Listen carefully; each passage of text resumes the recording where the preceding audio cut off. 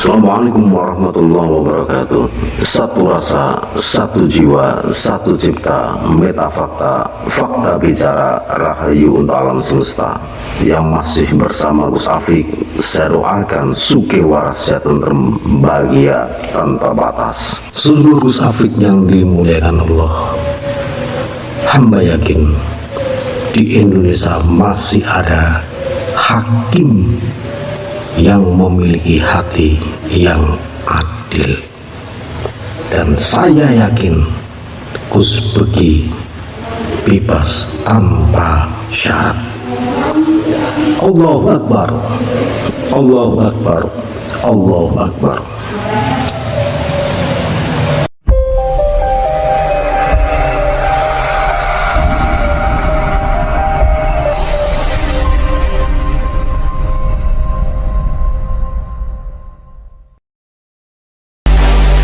Masih ingat kasus ruang PN Surabaya, yang dipakai podcast ahli hukum Ahmad Sofyan, Aliansi Santri Melawan Kekerasan Seksual, Asisten Deputi dari Kemen PPA, dan WCC.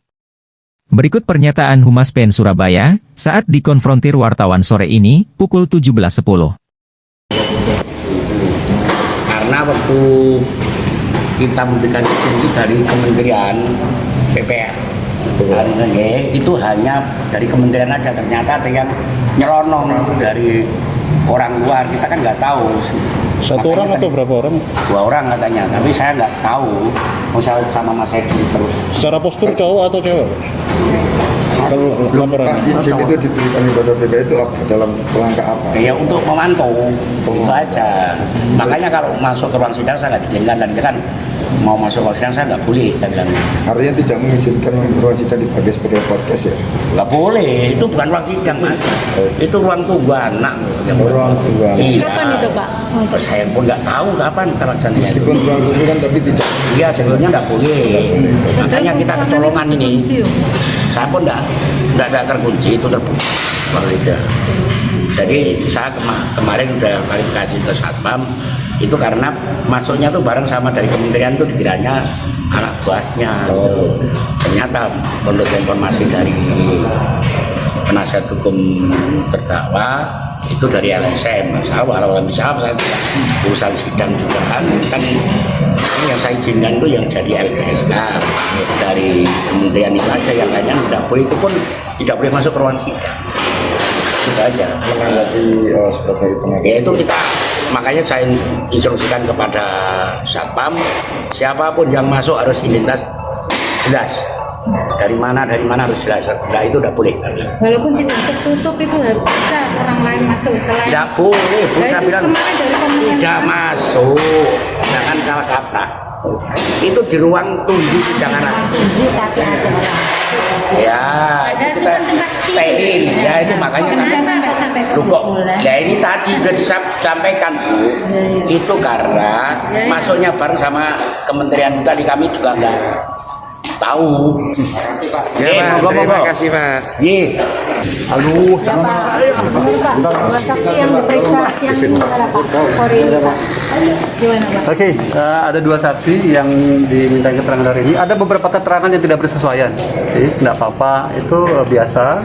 Karena memang keterangan saksi itu kan di bawah sumpah.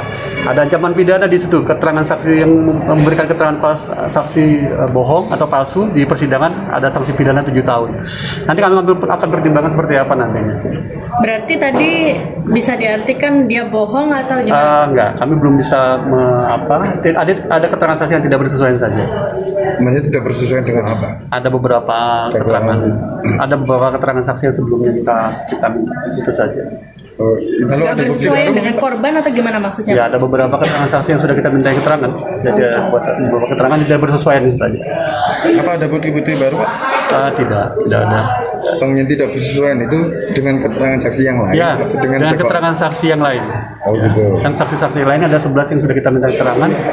Ini ada beberapa keterangan yang tidak bersesuaian. Itu saja. Nanti kita pastikan nanti seperti apa. 2 ini hubungannya keluarga atau apa Pak? Saksi ya, kapasitas sebagai saksi ya. Ini kan masih saksi JPU kan ya? Iya. Oke Pak, tadi kenapa kok memutar rekaman audio ulang? Kemarin kan sudah diputar, hari ini diputar lagi Pak. Diperlihatkan kepada saksi yang memastikan bahwa video itu dia tahu terkait video itu. audio atau video yang diputar oleh jaksa? Kalau yang kedua saksi yang ini video ya, video. Untuk memastikan lagi keterangannya betul apa tidak. Oke. Oke. Terima kasih. Terima kasih ya. Gimana Pak? Hari ini kita sangat senang dengan kesaksian yang dihadirkan oleh JPU. Jadi 2 saksi fakta. Jadi kalau yang kemarin saksi katanya, ini saksi fakta yang mengikuti proses interview yang bersama-sama dengan saksi korban, terang, jelas, dan di hadapan sumpah mengatakan bahwa interview ada di teras gubuk ST terapi, gubuk terapi di teras, bisa dilihat semua orang, dan kemudian disebutkan juga wawancaranya hanya 5-10 menit. Ini linear dan keterangan saksi sebelumnya yang pro sana yang mengatakan juga mereka sendiri mengalami itu. Nah, saksi korban mengaku dia diwawancarai di tengah gubuk di dalam ruangan. Sementara 2 saksi tadi mengatakan dia melihat langsung dan bergiliran. Itu saksi korban tuh hanya diwawancarai 5-10 menit juga sama dengan yang lainnya. Di teras juga. Di teras juga, siang hari. Jadi tidak ada cerita dari jam 10 malam pergi sampai jam 12 siang tidak pulang, dan itu tidak pernah terjadi karena aturan di asrama putri juga ketat. Artinya keterangan saksi ini bertentangan dengan kesaksian korban atau? Ya, jadi kalau diambil dari 5 cerita, 5 orang ya, ini 4 ini menceritakan dirinya diwawancarai di teras gubuk dan siang hari. Walaupun yang 2 ini mencoba membantu kesaksian ini bahwa ini diperlakukan berbeda. Tetapi yang 2 ini mengatakan sama. Hanya bedanya yang 2 ini waktunya berbeda. Ini mereka bertiga bersamaan. Jadi 2 ini bersama saksi korban bersamaan. Ya. Dan kami tadi mengajukan keberatan juga. Saksi ini sempat ada yang mengintimidasi ketika ada di ruang jaksa. Tadi diajukan keberatan. Jadi mencoba untuk menjatuhkan mental yang bersangkutan. Sehingga saya katakan kalau LPSK tidak bisa bersikap adil, biarlah Tuhan dan rakyat nanti akan melihat siapa yang akan membela mereka. Mental yang bersangkutan siapa Pak? Karena kalau kita lihat hari ini kan lucu, LPSK menjaga orang-orang yang justru ikut di dalam mendesain ini semua. Bahkan kuasa hukum pun berbaju LPSK. Sementara saksi ini saksi fakta juga. Bukan saksi katanya, ini saksi fakta. Jadi bukan katanya, ini saksi fakta. Dia ikut bersama dengan korban. Dia wawancarai, dia diinterview bersamaan. Beda waktu saja. Harinya sama, keterangan yang pertama dan kedua sama. Dan ini bukan saksi dari kami loh ya. Ini saksi dari JPU. Ini semakin membuat terang, jelas bahwa memang peristiwanya fiktif. Dari mana Anda tahu kalau saksi ini tadi diintimidasi? Ya, saksi kan menyampaikan keberatan tadi yang kedua. Di sidang. Yang pertama tidak menyampaikan, tapi yang kedua menyampaikan bahwa merasa tidak nyaman ketika ada seseorang masuk di ruang tunggu itu menyampaikan hal-hal tertentu yang merendahkan posisi pondok. Itu menteror dia agar cepat-cepat mengurus apalah di situ dan sebagainya. Sehingga disampaikan kepada majelis hakim tadi, dan kami kaget itu. Dan ini menjadi linear dengan penggunaan ruangan-ruangan di pengadilan ini untuk kegiatan-kegiatan podcast LSM maupun kementerian, kegiatan-kegiatan yang untuk membangun peradilan opini. Itu linear, karena di sini kami sudah laporkan juga kepada ketua pengadilan juga. Praktek-praktek itu sudahlah hentikan. Rekayasa itu hentikan. Cukup sampai disambu saja ada rekayasa. Setelah itu jangan lagi ada. Itu aja.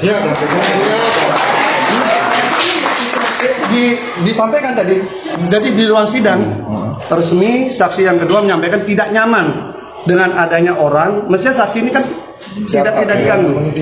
Siapa Pak sosok yang paling tahu kan, karena itu ada di ruangan jaksa yang paling tahu siapa yang boleh masuk di sana. Kami nggak tahu.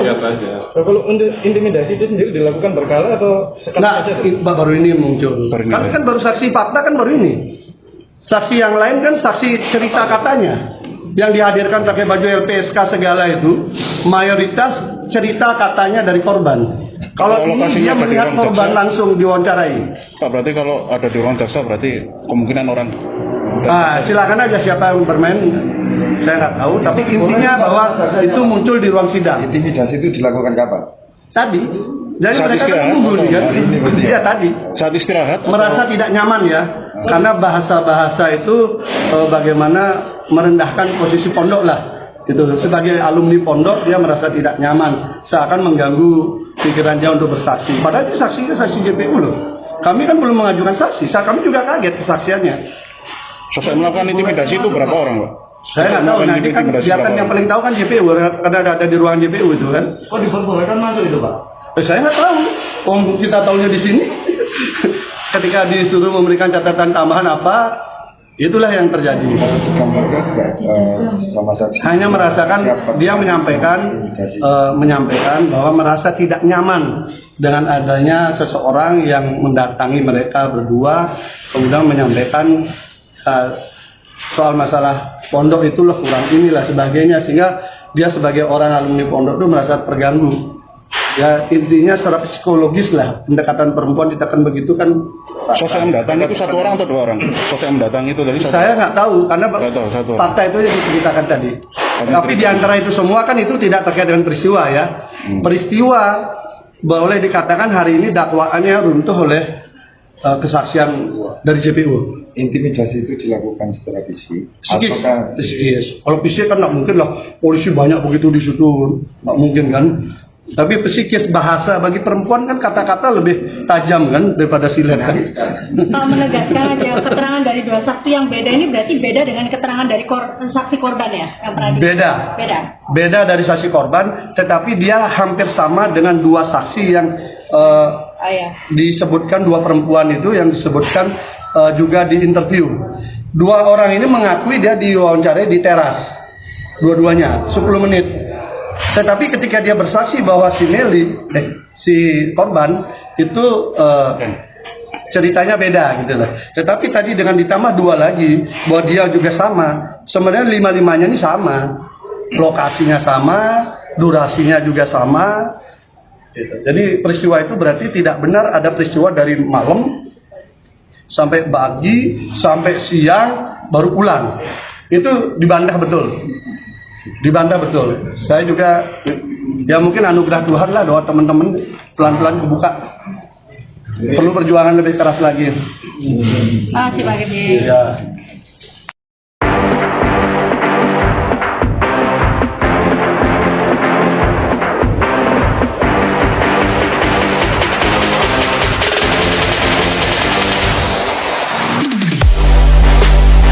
Dua saksi fakta yang dihadirkan JPU hari ini, justru membuyarkan keseluruhan dakwaan JPU, khususnya konstruksi peristiwa bagaimana pemerkosaan itu berproses.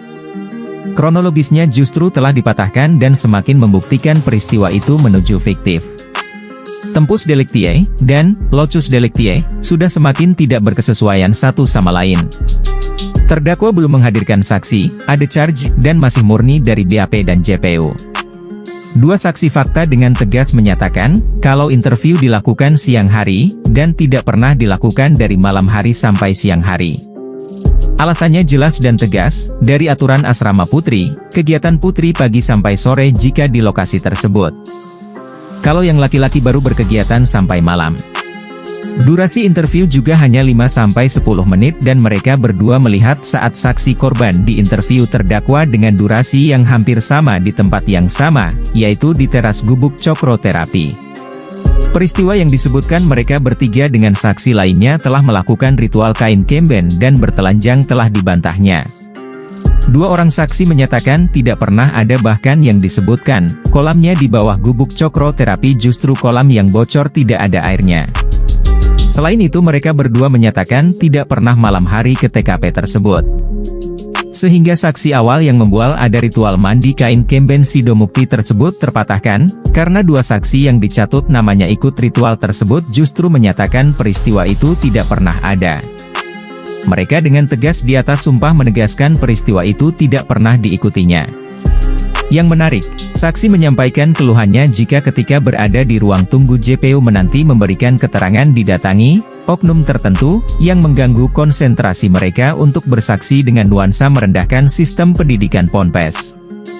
Keberatan itu disampaikan salah satu saksi di depan persidangan. Intimidasi psikologis seperti ini melengkapi betapa ruang-ruang PN Surabaya dengan mudah dipakai kepentingan pihak lain. Sebelumnya ruang PN dipakai untuk podcast LSM yang membangun peradilan opini di persidangan. Betapa hebatnya mereka bermain. Tidak mungkin kekuatan biasa yang bisa melakukannya. Rekayasa makin terbuka, semoga cukup rekayasa ala Sambo saja. Jangan sampai masih terjadi di sana-sini. Berhentilah sudah, fokuslah pada fakta sidang. Kebenaran akan mencari jalannya sendiri. Doa dan perjuangan adalah penerang jalan dan penyemangatnya. Dah gitu aja. Gede Pasek Suardika.